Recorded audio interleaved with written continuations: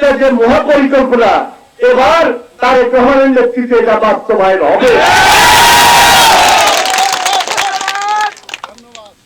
এটা হলো প্রত্যাশার জায়গা থেকে আশা যে বিএনপি এদেশের রাষ্ট্রীয় ক্ষমতায় আসবে, আমাদের তিস্তা হবে। এই তিস্তা নদীর অববাহিকা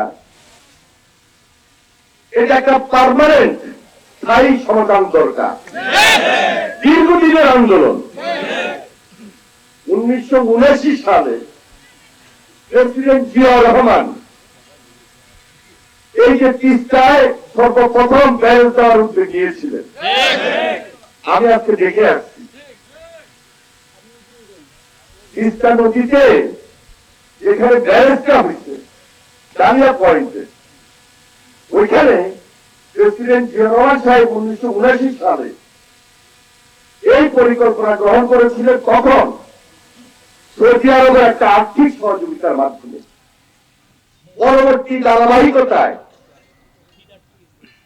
হুসেইন মোহাম্মদ এরশাদ সহ অন্যান্য যারা রাষ্ট্রীয় ক্ষমতায় এসেছিলেন, দেশনেত্রী বেগম খালেদা জিয়া সহ এই ধারাবাহিকতাটা রক্ষা করেছেন, এই ধারাবাহিকতা রক্ষা করেছে। এবং ওই ধারাবাহিকতার কারণে দেখেন উত্তরাঞ্চলের একটা সাইড নীলফামারী সহ ওই জেলার মানুষ উপকার পাচ্ছে। আমি সকাল থেকে দেখেছি। এর আগেও আমি 93 সালে এলাকায় এসেছিলাম, 93 সাল, তখন আমি ছাত্র রাজনীতি করি। এরপরে দেশনেত্রী বেগম খালেদা জিয়ার নেতৃত্বে এবং এই যে দুলু সাহেবের নেতৃত্বে আমি 2 বার এসেছিলাম।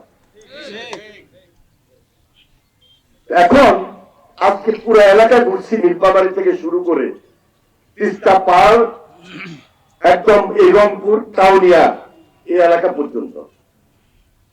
আমাদের একটা কারিগরি সমীক্ষার প্রয়োজন, খুব দ্রুত এই মহাপরিকল্পনা বাস্তবায়ন করতে হবে।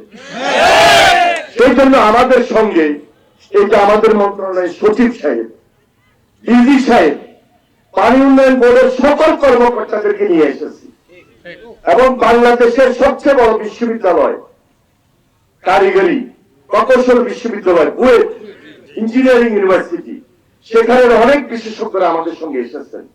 আমরা 2-4 জন আসিলেন এবং আমরা আসার পিছনে প্রায় 22 জন। আমরা আসার পিছনে আমাদের প্রিয় নেতা জনাব তারেক রহমানের নির্দেশনা ছিল।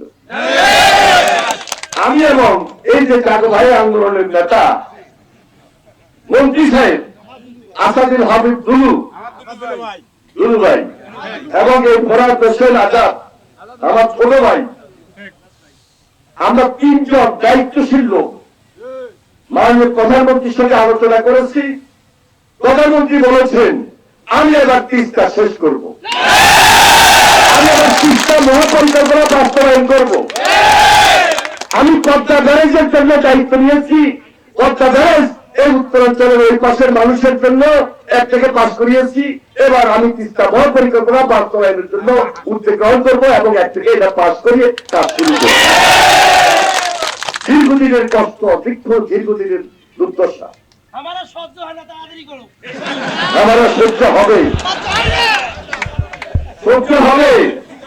এটা ছোট কাজটা, অনেক বড় কাজ, বৃহৎ কাজ। পদ্মা ব্যারেজ একদিনে হয় নাই, কাজ শুরু হবে খুব শীঘ্রই।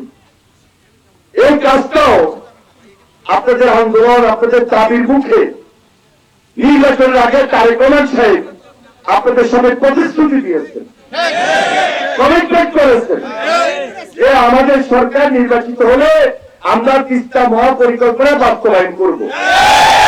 আমরা দায়িত্ব এসেছি 4 মাস হয়েছে। 4 মাস আমরা আসার পর যখন এই তিস্তা মহাপরিকল্পনার ফাইল পত্র নিয়ে কাজ শুরু করেছি, দেখলাম যে আরো অনেকগুলা কাজ করা দরকার। শুধু পাত দিব, ড্রেজিং করব, পানি যত করে রাখতে হবে। উঠান থেকে যখন বর্ষাকালে পানি আসে তখন বন্যা সয়লাভ হয়ে যায়, নদীর পাড় ভেঙে যায়, হাজার হাজার মানুষের ঘর বাড়ি বিঠা দোকানপাট বাড়িঘর সব নিঃশেষ হয়ে যায়। তাহলে এই মুহূর্তে আমাদের যে পরিকল্পনা নিতে হবে, একদিকে ড্রেজিং করতে হবে, পাপ দিতে হবে এবং পানিটা ধরে রাখতে হবে। আপনি মার্চ মাসে আসেন, মার্চ এপ্রিল মে 3 মাসে পানি পাওয়া খুব কঠিন, বিশেষ করে মার্চ এবং এপ্রিল কোন পানি নাই, এখনই পানির অভাব। তাহলে মার্চ এপ্রিলে কি হয়? তাহলে এই পানিটা হাজার হাজার কোটি টাকা এখানে খরচ করে আমরা পরিকল্পনা করে মহাপরিকল্পনা বাস্তবায়ন করব, এটা তো পানি ধরে রাখতে হবে। তাহলে বিশেষ কারিগরি সমীক্ষা আরো বেশি প্রয়োজন বিদায় আমরা একটু সময় নিচ্ছি। হাজার হাজার কোটি টাকার প্রকল্প আপনারা পরবর্তীতে বলবেন যে প্রকল্প করেছে, এখন প্রকল্পতে পানি নাই। তাহলে এই পানিটা ধরে রাখতে হবে। একটা রিজার্ভার দরকার, বড় জলাশয় যেখানে পানিটা ধরে রাখতে পারবো, সেটা সুইচ গেট দিয়া হোক, অন্য কোন পদ্ধতিতে হোক। ওই যে ইঞ্জিনিয়ার সাহেব এসেছেন, ওনারাই এটা বের করবেন কিভাবে পানিটা ধরে রাখতে পারবো।